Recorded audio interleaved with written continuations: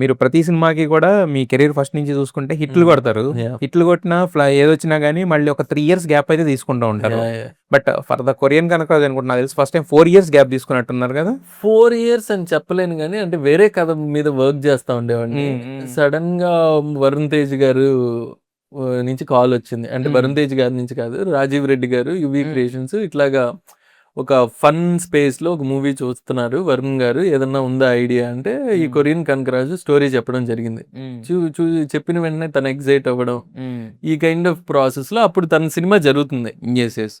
జరుగుతున్న ప్రాసెస్‌లో సరే సినిమా ఫినిష్ అయిపోయింది. హ్మ్. ఇంకా షూట్‌కెళ్దాం అనే టైంలో ఈ కొరియన్స్ ఎవరైతే యాక్టర్స్ ఒక 10-12 మెంబర్స్ ఉన్నారు. హ్మ్. మన ఈ మూవీలో. హ్మ్. వాళ్ళని సెలెక్ట్ జేయడం, వాళ్ళ ఇదంతా ఆ ప్రాసెస్ అంతా జరుగుతున్న ప్రాసెస్‌లో వాళ్ళకి ఆ వీసాలు రావడం, ఇక్కడికి రావడం కొద్దిగా కష్టమైంది. ఓకే.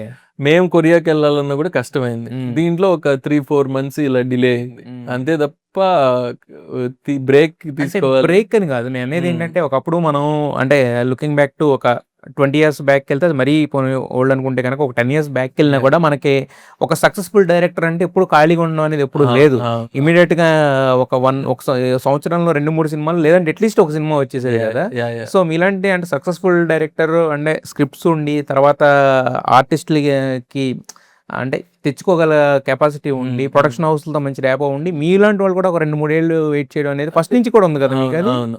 అవును. అంటే వెంకటాద్రి ఎక్స్‌ప్రెస్ అయిపోయిన తర్వాత 'ఎక్స్‌ప్రెస్ రాజా' చేసేటప్పుడు ఆ స్క్రీన్ ప్లే హ్మ్.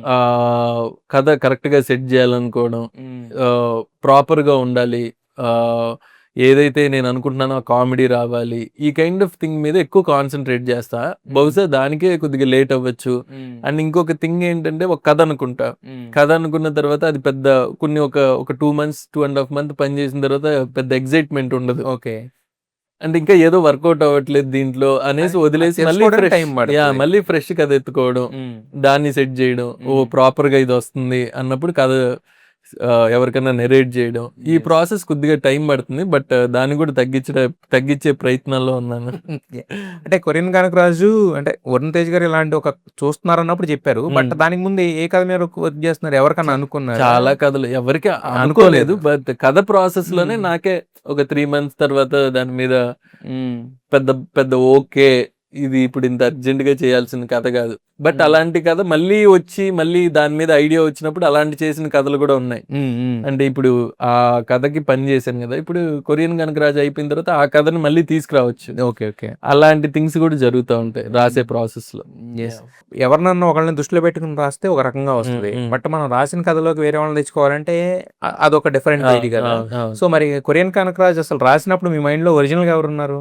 ఎవ్వరు లేరండి. బేసిక్‌గా హ్మ్. కథ చెప్పినప్పుడే అదే ఫస్ట్ కథ రాసుకునేటప్పుడు కథగా కంప్లీట్ జేసి, దీంట్లో హ్మ్. ఎవరు సూట్ అవుతారు అనేది ఫస్ట్ ఆలోచిస్తా. హ్మ్. హ్మ్. అలా ఆలోచించే ప్రాసెస్‌లో ఎఫ్2, ఎఫ్3 వరుణ్ గారి కామెడీ, టైమింగ్ అంతా గూడా నెక్స్ట్ లెవెల్ ఉంటది. హ్మ్. సో, ఈ కొరియన్ కనకరాజు తనయి అయితే బావుంటది. బాడీ లాంగ్వేజ్ వైస్‌గా గాని, హ్మ్. తన కామెడీ టైమింగ్ గాని, ఇదంతా వర్కౌట్ అవుద్ది అని అనుకున్నాను. హ్మ్. అనుకున్నప్పుడే నేను జెప్పినట్టు ఆ కాల్ రావడం. హ్మ్. సో, తనకి నరేషన్ ఇవ్వడం జరిగింది. ఓహ్! సో, వరుణ్ ఫస్ట్ అనుకున్నప్పుడే వరుణ్ వరుణ్ తేజ్ గారే. అనుకున్నారు. యాహ్! యాహ్! బట్ వచ్చింది కూడా అదే కాలొచ్చింది అదే మీకు. కాలొచ్చింది. Yeah! Okay. Okay. Okay.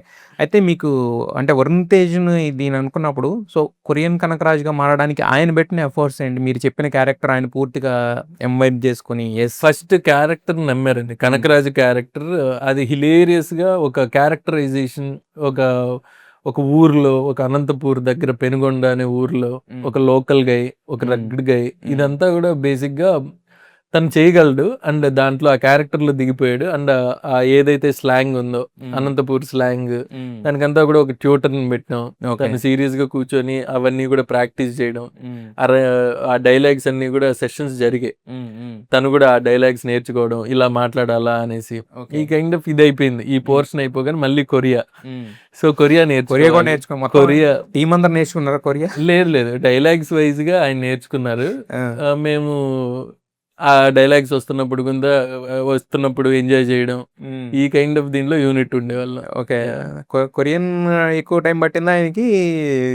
ఇదెక్కువ Rayalaseema ఈజీగా జెప్పేసారు. ఆ! కొద్దిగా కొరియన్ ఆ వర్డ్స్ అవంతా గూడా వాళ్ళు పలికినట్టే పలకాలి. హ్మ్. అండ్ వరుణ్ గారికున్న ఇదేందంటే అంతా గూడా పర్ఫెక్ట్ గా జరగాలి. అంతే కదా, లేకపోతే ట్రోల్ అవుతుంది యా, కదా, యా, వాళ్ళు ఒకటి correct. అనబోయి ఒకటి అంటే. కరెక్ట్ గా నేర్చుకోవాలి. ఆ కరెక్ట్ గా పాజులు ఎక్కడ ఇవ్వాలో. ఆ యాక్టర్స్ కూడా ఉండేవాళ్ళు, కొరియన్ యాక్టర్స్. వాళ్ళు వాళ్ళు ఇంగ్లీష్ వచ్చిన వాళ్ళని పక్కన పెట్టుకొని ఆ డైలాగ్స్ రాసుకొని తను ప్రాక్టీస్ చేసి చాలా హార్డ్ వర్క్ అయితే చేశారు సినిమాకి.